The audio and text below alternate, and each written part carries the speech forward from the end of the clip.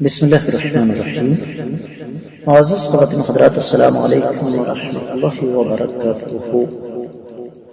اللہ رب العزت خود مختار ذات ہے، بلکہ مختار کل ذات ہے، جو چاہیں جیسے چاہیں جہاں چاہیں کر سکتے ہیں۔ اللہ تعالیٰ کو کوئی بھی پوچھنے والا نہیں۔ آج کی آیت مبارکہ اس حوالے سے بہت زیادہ اہمیت کی حامل ہے کہ اس میں رب کائنات نے ایک مکھی کی مثال دی ہے، اور اللہ تعالی نے مکھی کی مثال کیوں دی یہ ہم آیت مبارکہ پڑھنے کے دوران دیکھیں گے۔ آئیے سب سے پہلے آیت مبارکہ کی تلاوت کرتے ہیں۔ اللہ رب العزت ارشاد فرماتے ہیں،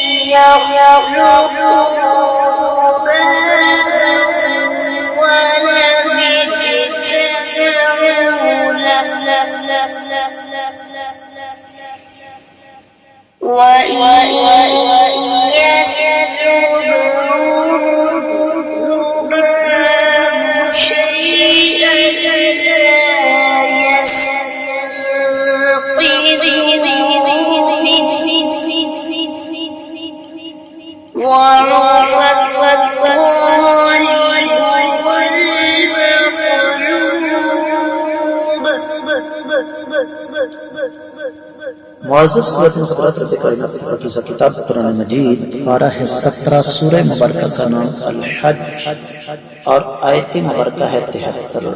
اللہ رب العزت ارشاد فرماتے ہیں، یا ایھا الناس، اے لوگو، دوری بار بیان کی جا رہی ہے مثلا، ایک مثال، فاستمعوا، بس توجہ کے ساتھ سنو، لہو سے، ان الذین، بشبہ لوگ، تدعون، جن کو تم پکارتے ہو، من دون اللہ، اللہ کے سوا، لن یخلقوا، ہرگز پیدا نہیں کر سکتے، ذبابا، ایک مکھی بھی، ولو، اور اگرچہ اجتمعوا، سب جمع ہو جائیں، لہو، اس کے لیے، وَإِنْ، اور اگر یسلب، اچک لے، ہم ان سے، الذباب، مکھی، شیئن، کوئی چیز، لا، نہیں، یستنقذوہ، چھین سکتے اس چیز کو، منہ، اس سے، ضعف، کمزور ہو گیا، الطالب، مانگنے والا، والمطلوب، اور جس سے مانگا جا رہا ہے وہ بھی۔ با محاورہ ترجمہ سماعت فرمائیے گا۔ اے لوگو، ایک مثال بیان کی جا رہی ہے، توجہ کے ساتھ سنو۔ اللہ کے سوا تم جنہیں بھی پکارتے ہو وہ ایک مکھی بھی پیدا نہیں کر سکتے، اگرچہ سارے کے سارے جمع کیوں نہ ہو جائیں، اور اگر مکھی ان کے کھانے میں سے کوئی چیز لے کر اڑ جائے تو اسے واپس لینے کی طاقت نہیں رکھتے، اس کو چھین نہیں سکتے۔ جس سے مانگا جا رہا ہے وہ بھی کمزور ہے اور مانگنے والا بھی کمزور ہے۔ بعض اہل علم نے ترجمہ یہ کیا کہ مانگنے والا بھی بزدل ہے اور جس سے مانگا جا رہا ہے وہ بھی بزدل ہے۔ معزز خواتین حضرات، اس آیت مبارکہ کی تفسیر بیان کرتے ہوئے امام ابن کثیر رحمۃ اللہ علیہ قدر تفصیل ہمارے سامنے بیان فرماتے ہیں، اور بات یہاں سے شروع ہو رہی ہے کہ رب کائنات نے دراصل اس آیت مبارکہ میں ایک ایسی مثال بیان فرما دی جس کا جواب کسی کے پاس نہیں ہے۔ الفاظ یہ ہیں، یقول تعالی منبہا علی حقارۃ الاصنام وثقافۃ عقول عابدیہا۔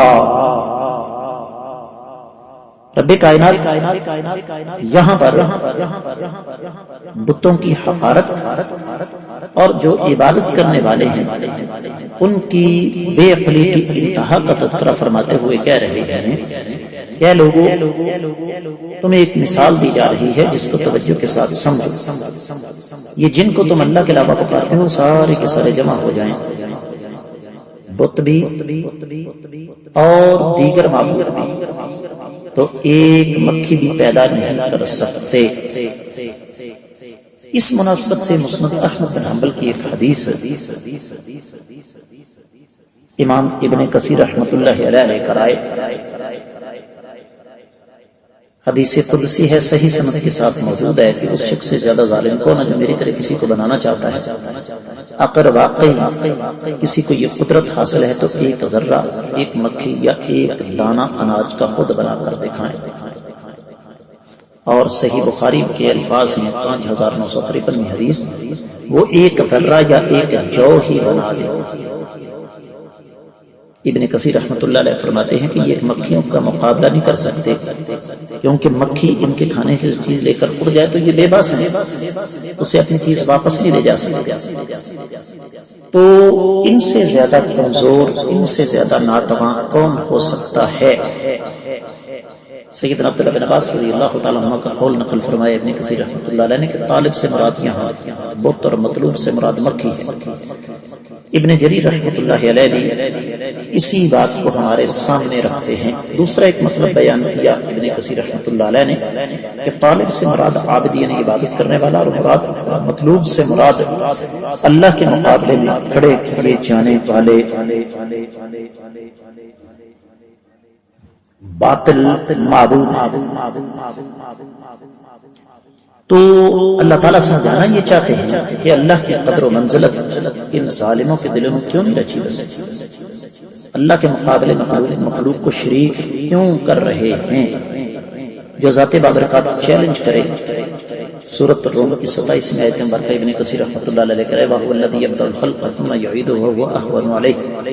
اللہ تعالیٰ وہ ذات ہیں جنہوں نے پیدائش کا سلسلہ شروع کیا اور اللہ تعالیٰ پھر دوبارہ انسانوں کو مرنے کے بعد زندہ کریں گے، اور یہ اللہ تعالیٰ کے نزدیک انتہائی زیادہ آسان ہے۔ تو دوسری طرف اللہ رب العزت نے ایک اور بات کی ہمارے سامنے رکھی، اور وہ یہ کہ ان بطش ربک لشدید، آپ کا رب جو ہے وہ اس کی گرفت بڑی سخت ہے۔ تو یہ مانگنے والا بھی کمزور اور جس سے مانگا جا رہا ہے وہ بھی کمزور ہے۔ دیگر کتب تفسیر کا اگر جائزہ لیا جائے تو اہل علم سب سے پہلے ایک مناسبت ذکر فرماتے ہیں، اور وہ مناسبت یہ ہے کہ جب، اور یہ جو مناسبت کا تذکرہ ہے یہ آپ کو مل جائے گا ابو حیان کی تفسیر میں، کہ جب کفار بغیر دلیل کے غیر اللہ کی عبادت کرتے ہیں، جو نہ سن سکتے ہیں نہ ان کے پاس عقل ہے، اللہ تعالیٰ کی عبادت کو چھوڑ دیتے ہیں، تو رب کائنات میں پھر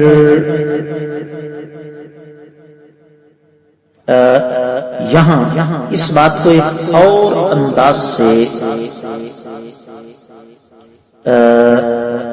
ہمارے سامنے بات کی، اور وہ یہ کہ اللہ رب العزت یہاں پر ایک بات ہمیں سمجھا رہے ہیں کہ تم دیکھو کہ تمہارے یہ باطل معبود کس قدر ناتواں اور کمزور ہیں، جس طرح کہ ابن عاشور نے تفسیر تحریر و تنویر میں لکھا، اور یہی وجہ ہے کہ امام ابن جزی اور دیگر مفسرین اکرام، خاص طور پر امام سمعانی، امام ابن جریر، امام بغوی اور امام ابن عطیہ وغیرہ اس بات کا جزم فرماتے ہیں کہ یہ جو رب کائنات نے فرمایا یا ایھا الناس ضرب مثل فاستمعوا له، اس کا معنی یہ ہے کہ خاموشی کے ساتھ، پوری توجہ کے ساتھ اس بات کو سنو۔ اور مکھی کی مثال اللہ رب العزت نے اس وجہ سے دی، جس طرح کہ امام ابن قیم رحمۃ اللہ علیہ نے الصواعق المرسلہ اور اعلام الموقعین میں یہ لکھا ہے کہ مکھی سے انسان کراہت کرتا ہے۔ سورۃ النحل کی 20ویں آیت مبارکہ، والذین یدعون من دون اللہ لا یخلقون شیئا وهم یخلقون، ان کو یہ اللہ کے مقابلے میں پکارتے ہیں مدد کے لیے، یہ نہ صرف یہ کہ کچھ بھی پیدا کرنے کے قابل نہیں ہیں، بلکہ یہ تو خود پیدا کیے گئے ہیں۔ اور یہ جو چیلنج کیا رب کائنات نے کہ ایک مکھی اگر ان کے کھانے سے کوئی چیز لے کر اڑ جائے تو اس کو واپس نہیں لے سکتے، اس حوالے سے امام ابن الجوزی، سیدنا عبداللہ بن عباس اور امام ابن جریر وغیرہ نے اس بات کا جزم کیا ہے کہ یہ اللہ تعالیٰ کی طرف سے ایک ایسا چیلنج ہے جسے کوئی بھی قبول نہیں کر سکتا۔ اور کوئی قبول کیوں نہیں کر سکتا؟ کہ انسان، رب کائنات نے انسان کو یہاں اس کی اوقات یاد دلائی ہے، اور آخری بات یہ ہے ضعف الطالب والمطلوب، مانگنے والا بھی کمزور جس سے مانگا جا رہا ہے وہ بھی کمزور ہے۔ اس حوالے سے بھی امام ابن جریر، امام ابن قیم، امام مقاتل بن حیان، امام شوکانی، امام نصفی اور دیگر مفسرین کرام نے بڑی پیاری بات یہاں کی ہے کہ تمہیں یہ بات سمجھ لینی چاہیے کہ تمہارے باطل معبود اللہ تعالیٰ کے مقابلے میں انتہائی زیادہ کمزور ہیں، ان کی کوئی حیثیت نہیں۔ عقل یہ کہتی ہے کہ جس سے مانگا جائے وہ طاقتور ہو، مانگنے والا کمزور ہو، یہاں پر دونوں ہی کمزور ہیں، ان کی حیثیت ہی اللہ تعالیٰ کے مقابلے میں کوئی نہیں۔ اور میں ایک چیز یہاں اپنی طرف سے شامل کرنا چاہوں گا، معزز خواتین و حضرات، کائنات اللہ کے بعد سب سے زیادہ مرتبہ اور مقام ہے امام الانبیاء محمد رسول اللہ صلی اللہ علیہ وآلہ وسلم، اور کائنات کے امام صلی اللہ علیہ وسلم نے ساری زندگی اللہ تعالیٰ سے التجائیں کی ہیں، اللہ تعالیٰ سے دعائیں مانگی ہیں، اللہ تعالیٰ سے مرادیں مانگی ہیں۔ تو ہمیں یہ حق کس نے دیا ہے؟ جو دعویٰ کرتے ہیں کہ ہم آقا علیہ الصلوۃ والسلام کے ماننے والے ہیں، کہ ہم کسی اور کے در پر سر جھکائیں یا کسی اور کو معبود مانیں۔ معزز خواتین و حضرات، اہل علم نے یہ لکھا ہے، وہاں تو تفسیر میں لکھا ہے کہ مکھی کا ذکر یہاں 4 وجہ سے ہے۔ ایک تو یہ حقیر جانور ہے، دوسرا یہ کمزور ہے، تیسرا یہ زندہ ہے، اور چوتھا یہ کثرت کے ساتھ ہے۔ تو جتنے یہ معبودان باطلہ ہیں یہ اس حقیر، کمزور، گندے اور کثرت کے ساتھ پائے جانے والے جانور کو پیدا نہیں کر سکتے، تو کیا یہ عبادت کے لائق ہو سکتے ہیں؟ یقینی طور پر نہیں۔ اور پھر اس مناسبت سے ایک روایت جو کہ مسند احمد، جو کہ امام احمد بن حنبل زہد میں لے کر آئے، سنن کبری بہقی میں موجود ہے، امام ابن ابی شیبہ بھی اس کو ذکر فرماتے ہیں۔ میں یہاں ضرور اس کی طرف اشارہ کرنا چاہوں گا۔ سیدنا طارق بن شہاب رضی اللہ تعالیٰ عنہ راوی ہیں کہ ایک آدمی جنت میں داخل ہوا مکھی کی وجہ سے اور ایک آدمی جہنم کا ایندھن بنا مکھی کی وجہ سے. پوچھا کہ آگے کیسے؟ تو کہنے لگے کہ ایک آدمی نے ایک انسان کے ایک آدمی کے کپڑوں پر مکھی دیکھی. کہا یہ مکھی؟ کہا ہاں. کہا کہ دو آدمی جا رہے تھے, ایک ایسی قوم کے پاس سے ان کا گزر ہوا جو کہ ایک بت پر چڑھاوے چڑھاتے اور وہ بت راستے میں نصب تھا. کوئی آدمی چڑھاوا چڑھائے بغیر وہاں سے جا نہیں سکتا تھا. تو دونوں سے کہا گیا کہ یہاں پر چڑھاوا چڑھاؤ. انہوں نے کہا جی ہم اللہ کے ساتھ شرک نہیں کر سکتے. کہنے والے نے کہا کہ چڑھاوا تو چڑھانا پڑے گا چاہے کہ وہ ایک مکھی ہی کیوں نہ ہو. تو ان میں سے ایک ضرورت سے زیادہ سمجھدار تھا. اس نے کہا صاف رسیدی بات ہے, ایک مکھی تو زندہ کسی کام کے لیے, مردہ مکھی کس کام کی. اس نے مکھی ماری اور اس بت کے نام پر چڑھا. نبی علیہ السلام نے فرمایا وہ شخص جہنم کا ایندھن بن گیا. دوسرے نے کہا کہ دنیا ادھر کدھر ہو جائے, جان تو بالآخر اللہ تعالیٰ کی امانت ہے, اللہ تعالیٰ کے پاس جائے گی ہی. میں شرک کیوں کروں؟ اس کو شہید کر دیا گیا. نبی علیہ الصلوۃ والسلام نے فرمایا وہ شخص جنت کے اندر چلا گیا. تو یہاں پر جو چیز سمجھنے والی ہے وہ یہ کہ رب کائنات نے مکھی کی جو مثال دی ہے اس کی ایک وجہ یہ بھی ہے کہ اس مکھی کی وجہ سے بسا اوقات انسان جنت کا حقدار بھی ٹھہرتا ہے اور جہنم کا ایندھن بھی بن جاتا ہے. معزز خواتین حضرات, جو بات اللہ تعالیٰ یہاں مجھے اور آپ کو سمجھانا چاہتے ہیں وہ بھی ذرا خصوصی طور پر توجہ کے ساتھ سمجھنے والی ہے. اور وہ یہ کہ انسانی عقل کا تقاضا یہ ہے کہ جو انسان سوالی ہے وہ کمزور ہو اور جو انسان دینے والا ہے اسے یقینی طور پر طاقتور ہونا چاہیے. اب اللہ سے بڑھ کر طاقتور کون ہو سکتا ہے؟ یہی وجہ ہے کہ تفسیر البیان, تفسیر فتح القدیر امام شوکانی کی اور تفسیر القاسم وغیرہ میں اس بات کی صراحت موجود ہے کہ اللہ رب العزت نے یہاں پر مکھی کی مثال دے کر دراصل انسانیت کو چیلنج تو کیا ہی ہے, ساتھ ساتھ انسان کو ورطہ حیرت کے اندر بھی مبتلا کر دیا ہے. اور جن کو اللہ تعالیٰ نے عقل, فہم, ادراک اور شعور جیسی نعمتوں سے نوازا ہے وہ یقینی طور پر اس مثال کو پڑھنے کے بعد اندر سے ہل جائیں گے اور فوری طور پر شرک سے توبہ کریں.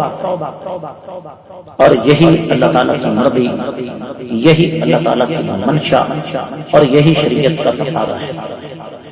معزز خواتین و حضرات, ہمیں آج یہ بات کہی جاتی ہے کہ شریعت اور عقل, شریعت اور عقل, شریعت اور عقل, بار بار ایک بات ہمارے سامنے رکھی جاتی ہے, جبکہ حقیقت یہ ہے کہ شریعت اسلامیہ عقل انسانی کو جھنجھوڑتی ہے. اور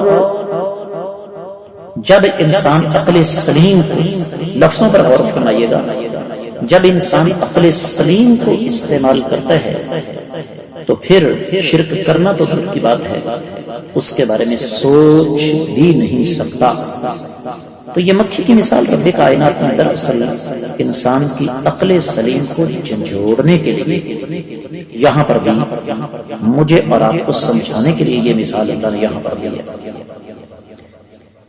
تو میں امید کرتا ہوں کہ انشاءاللہ آپ کو اس آیت مبارکہ کی تفسیر اچھی طرح سمجھ آ گئی ہوگی۔ آج کے سبق سے اجازت چاہوں گا۔ السلام علیکم ورحمۃ اللہ وبرکاتہ۔